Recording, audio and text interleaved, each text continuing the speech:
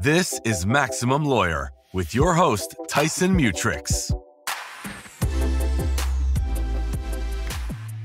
Oh, I'm going to piss off some employees with this episode. I am also going to probably make some law firm owners a little upset because they might want to get rid of their quote-unquote star employee after this one.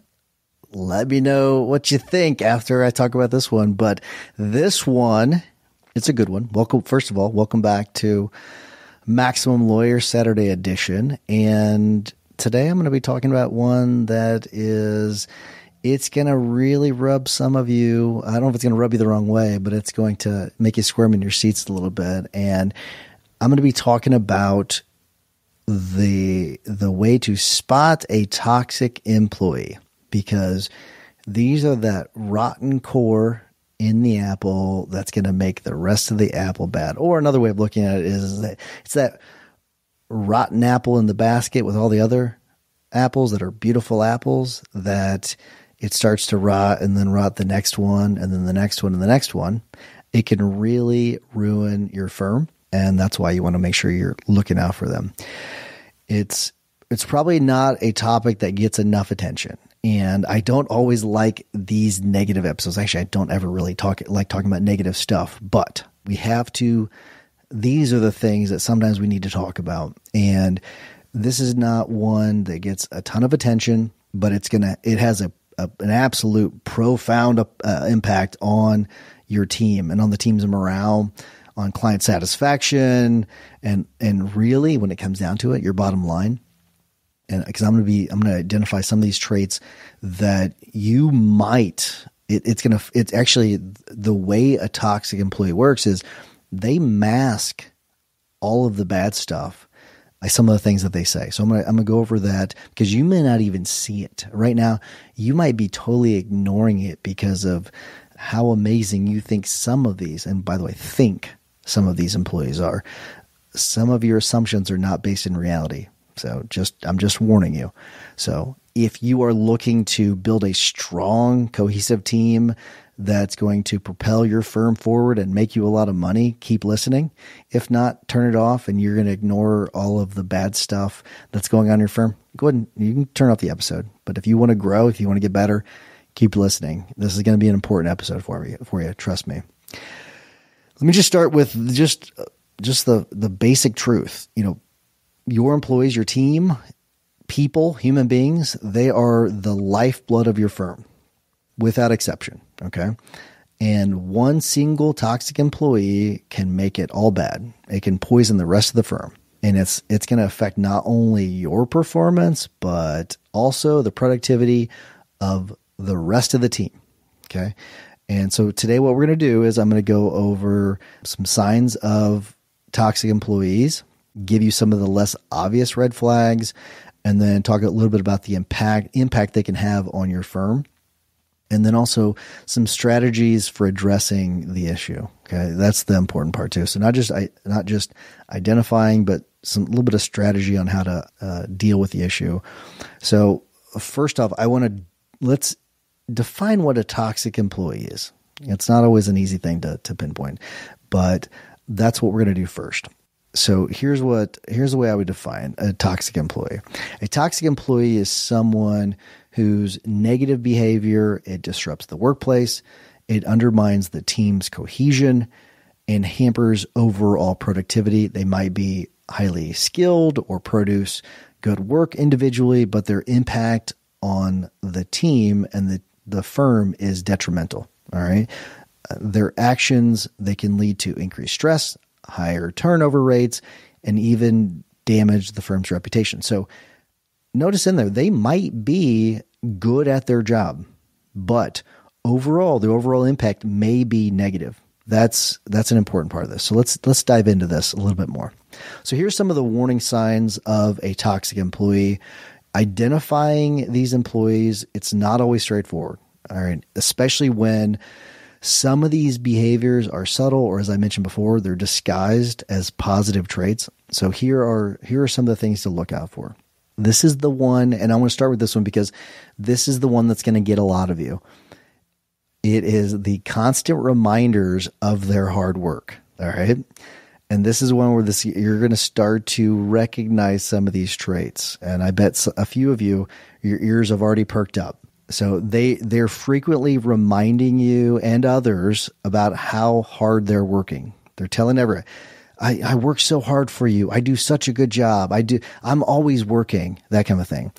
And so while acknowledgement of effort is really, really important, the excessive self-promotion can be a really big red flag that is often overlooked. This is why you might think that the person or one of many reasons why you might think that they're an all-star, because they're telling you about it all the time. But it's also a really big red flag that you got to work out. And they might be true. They might be telling you the truth. Okay. But it's something that you need to at least draw your attention to it so you could look more into it. And if it's not backed by actual results, and this is where you're going to have to look at the data, okay? You're going to have to look at the actual results, talk to people without, diming people out. But you need to look at the actual results and see if what they're saying is actually true. Because if it's not, that could be another red flag for you. But often what this is it's actually just a tactic to divert your attention away from their shortcomings, all right? And it's a way for them to set the stage for excuses that they're going to give you later on. All right. So watch out for this. That's a red flag. Another red flag is they hoard work and they hide their incomplete tasks. So this is where, as you start to peel back the onion, so maybe you look at the employee that is telling you how hard they work all the time. Right. And then you start to look in a little bit more and you see how they're starting to hoard work. And so they say all the time, they tell other employees how they'll do that task, or they tell you, it's usually what it is, they'll tell you that they're going to do some project that needs to be done or some task that needs to be done. And what they do is they start to hoard the tasks, and when they're not getting done, they start to hide them from you. So, they insist on doing all these things, and then they resist delegation or any other collaboration. And so what they're doing is they're trying to make you think that they are indispensable. So the appearance is, where I'm doing all this work, I'm working all the time, I'm a really hard worker, and so they're indispensable, right? They're that all-star employee that you're always talking about. But then they hide or they delay these tasks from you when they're not completed. And this behavior is what can lead to missed deadlines and bottlenecks in the processes, which affects the rest of the team's productivity. But because they tell everybody how hard they work, they don't want to say anything. All right, that's the other part of it. All right, so the next thing, resisting assistance from other people and then complaining about reduced workload. So let's say that when you go and you try to lighten their workload, because they say that they're having to work all the time, they're working late hours. And so what you try to do is you try to reassign their tasks, and then they complain about it.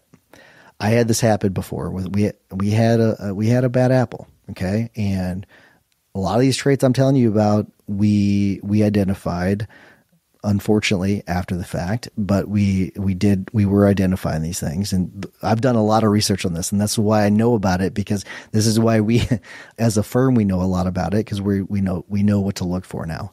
But I've done a lot of research on this. This isn't something where I'm just giving you anecdotal examples either. I've lived it, but I've also done a lot of research on this topic. And this is one where you start to reassign their tasks, and then they begin to complain and say, well, do you not trust me to do this anymore? So it's a really negative reaction. And this is one of those things where it can be a sign that they're more interested in controlling work than in team success. So they're more interested in how they present to you than how the team's going to do. It may also indicate insecurity or lack of confidence, fear of being exposed because of their underperformance. It could mean a lot of things. Lack of confidence. I will say this isn't one of the ones I plan to talk about, but another sign to look for is just lack of confidence. That's something. And the reason why I didn't list it, it doesn't necessarily mean that they're a toxic employee, but this could lead to lack of confidence can lead to a lot of other of these things. So just watch out for that too. Another one, and this is actually one of the lower end ones, but constant negativity. Now, constant negativity usually stems from things outside the firm.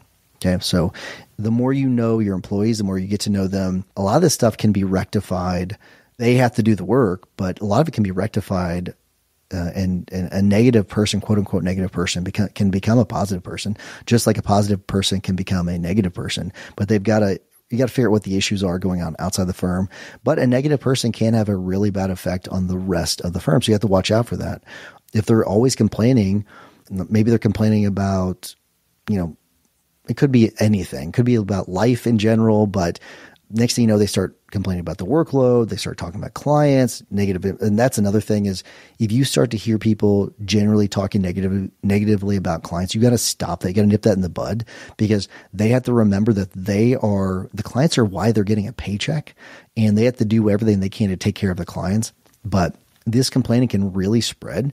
To me, it's like a germ where happiness spreads like a germ, but so does negativity. And sometimes you have to call that out too. You have to say, listen, that spreads to other people, and you really gotta knock it off. And sometimes once you point out to them, they actually do a pretty good job. I've seen where they realize what they're doing, because they just don't realize it. Maybe they just came from a negative background. And sometimes if you point it out to them, they can fix it. Not always, but sometimes. All right. Gossiping. Ooh, we have a no gossip policy, and I can't stand gossip. I've had people, try to bring gossip to me, and my response is usually, have you spoken to such and such? I picked on my aunts, Susie and Carolyn, so I'll pick on them again in this episode. Maybe I'll make a thing of this. They don't listen to this, so they're not lawyers. I tell you, I doubt they even know what a podcast is. But, let's say that Susie comes to me and starts to tell me something about Carolyn. I'll say, well, Susie, have you spoken to Carolyn about it? And it's a really easy way of addressing the issue, and they'll usually say no. Another way of doing this is say, okay, well, Susie, you and Carolyn, let's get you in a meeting together. Let's have a meeting and working it out together. Because a lot of times what you'll see is that Susie is fudging the truth a little bit, and Carolyn has no idea what the hell she's talking about. And so that's another way of addressing that. And usually gossipers are not going to last very long in our firm. They probably shouldn't last very long in your firm either. So watch out for those, because all they're trying to do is they're creating divisions. They're trying to create mistrust among team members. They're trying to curry favor with you. All that does is it just erodes the sense of community and collaboration within your firm. And you gotta get rid of those people. Another big one. This is one that a few of you may not realize, because they're always trying to enforce rules with other people. So what they're doing is they have to make sure that everyone else is following the rules. But when you really look at it, and this is one where you might overlook it because you're think of them as, the person that makes sure everyone's following the rules. But then when you look at it, they're not the ones following the rules. This is another really big one. We had a really bad issue with another employee that I'll be honest with you, I was a little blinded by it for a while, because they were always talking about how such and such wasn't doing anything. Carolyn's not doing anything. She's not following this rule. She's not following that rule. And in reality, that person, and maybe Carolyn, maybe Carolyn wasn't. I almost forgot about which aunt I was using, but I'll use my other Aunt Diane and my other one, Jennifer. So I'll introduce them in this scenario. So maybe I'll pick on Susie. Susie's not really, I have very pleasant aunts, by the way. They're all very nice. And so don't ever tell them I'm using them in these scenarios. But Susie, maybe she's saying, Carolyn and Jennifer and Diane, none of them are none of them are following this policy. But when you really look at it, maybe they're not, or maybe they're mostly following it, but they're having issues because Susie's not doing her job and she's not following the policy. So you have to look out for that. And so that resistance to following the rules, but then also insisting on everyone else doing it is a really important one. And then the last one is that I think you got to really watch out for, as opposed to owning up to their shortcomings and owning up to, or taking responsibility for mistakes that they make, they blame others. So everything is someone else's fault. And this person, generally, the toxic employee, will never own up to anything, right? It's almost you have to pry it out of them that they've made a mistake. So that's one that you have to watch out for quite a bit, because they're always blaming other people. And this is one where you could get sucked into always believing this person and never believing the other people. And yet that's where you have to talk about this one with the other employees. You got to get them in the same room, because the toxic employee, they rarely will take that responsibility for their mistakes. And they're really, really quick to point fingers when things don't go the right way. And this is like, maybe it's a situation where they're hoarding that work and they try to blame someone else for it. And that lack of accountability can really, really bleed the team. It can really breed resentment amongst teammates. You got to watch out for that one. So, obviously there's a lot of studies on this, which I talked about when it comes to the effects of a toxic employee. There's a lot of things and you really have to understand this. The potential damage is absolutely critical. Decreased productivity is the obvious one. The lower morale is an obvious one. It really makes for an unpleasant workplace. Lots of dissatisfaction, lots of distractions, lots of drama. It's a lot of drama means it's probably a sign that your workplace in general is a toxic environment. Another effect is increased turnover. Employees aren't going to stick around if they're in this environment with this bad employee. They're just not going to. It's going to harm client relationships. I've had clients that are friends of mine, and I'm specifically really talking about two bad eggs that we've had before, but I've had clients that are friends that, hey, listen, you need to watch out. This person is not good. One of those things where if you don't have strong relationship with your clients, they are not going to tell you, or they're just going to leave. They're going to go somewhere else. They're not going to refer you anybody because of that employee or those employees. You got to watch out for that. And it's really going to stifle growth of the firm. You're going to stagnate. So you got to watch out for that. So those are some of the effects of it. And then, so let's talk, I've talked a little bit about some of the strategies on dealing with these employees and addressing these employees, but let's go into a little bit more detail with these, because once you've identified the toxic employee, you've got to move fast. All right. This is really important. So direct communication, you got to have a really frank but respectful conversation with the employee and any other employees that are involved. Really important. You're going to want to make sure you're providing them very specific. You're going to have to take notes. Okay. So provide specific examples of the problematic behavior. Give any really specific instances. If they've hoarded work, you need to give examples of the exact tasks that were hoarded and their resistance to any help. You're going to have to make sure you're taking notes on these employees, and then you got to explain to them how these actions, how they affect the team, how they affect the firm. And because sometimes people just are unaware of the impact that they're having on other people. And this is, by the way, this is if you want to salvage the relationship with this employee. These are these strategies. If you don't think and I'm of the opinion, by the way, generally that you can't salvage a lot of these toxic employees, and so you need to they need to be terminated and let go right away. I'm going to kind of cut to the chase with that. But these strategies are for, dealing with an employee if maybe you can salvage them. Okay. And I've already kind of given you some of the other strategies about getting them in the same room, asking them if they have, addressed the issues that they've had with other employees with that employee, but getting them in the same room is a really big way of figuring out the truth. So that's one of the strategies of figuring out what's actually going on. And I'm not really going to go into any more detail with that now, but the rest of these are really centered around figuring out, if they are a toxic employee, but also, dealing with them and hopefully, rehabilitating them into the firm. But setting clear expectations, you want to make sure that you're outlining the behaviors that are unacceptable and set very clear, very measurable expectations for improvement. Okay. You've got 30 days. This is what I expect from you over these next 30 days. If you can't make the changes I need from you, we're going to have a different conversation. Okay. So you got to document that conversation. You got to put anything that you all agreed upon, everything that's agreed upon, into an action plan, and make it clear that, listen, I appreciate your hard work. I value your hard work, but it's got to contribute positively to the team's objectives. And if you're hurting the team overall, your hard work doesn't matter. Okay. It's the reality of it. Okay. But you have to set those very clear expectations. Also, and sometimes it could be that they're not a toxic employee, but you need to provide them with the support that they need. Maybe it's the resources that they need. So offer them any training, so any mentorship, any counseling, if that's appropriate. The goal is, if you want to keep them, is to help them improve, right? It's not about reprimanding them. It's about making sure that they improve so that the team can improve. And because it might just be that they need assistance with time management or delegation skills. It could be that simple. Not always, but it could be that. You're going to monitor their progress, but you're also, before that, you're going to get all the data that you need to determine if what they're telling you is true or not, because you're going to want to see, what are their tasks? Are they putting off tasks? Are they reassigning tasks? Are they rescheduling tasks?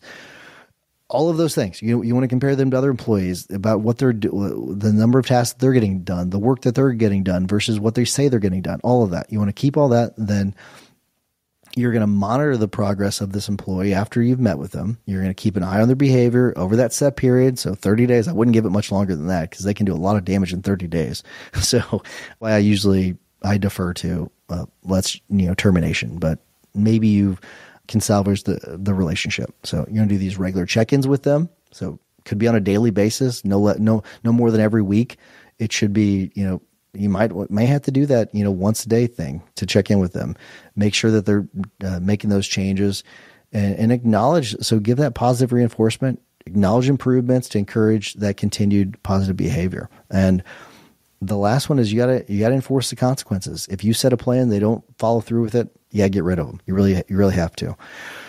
And then the last thing I want to go over really quick is just some of the things that can help you prevent toxicity in the workforce. So rigorous hiring process, right? You got to make sure you have that. If you're just one of those people that throws up a job ad and interviews and hires the first person you like, it's not a hiring process. So you got to have a way of vetting employees. You're going to have to really foster a positive work culture. Okay. So you got to promote teamwork. You got to be a part of the team. You can't be the toxic employee. Okay. You got to set a really good example. You got to have that open communication. It's really important. You have to have a policy where they can come to someone with any issues that they're having. All right.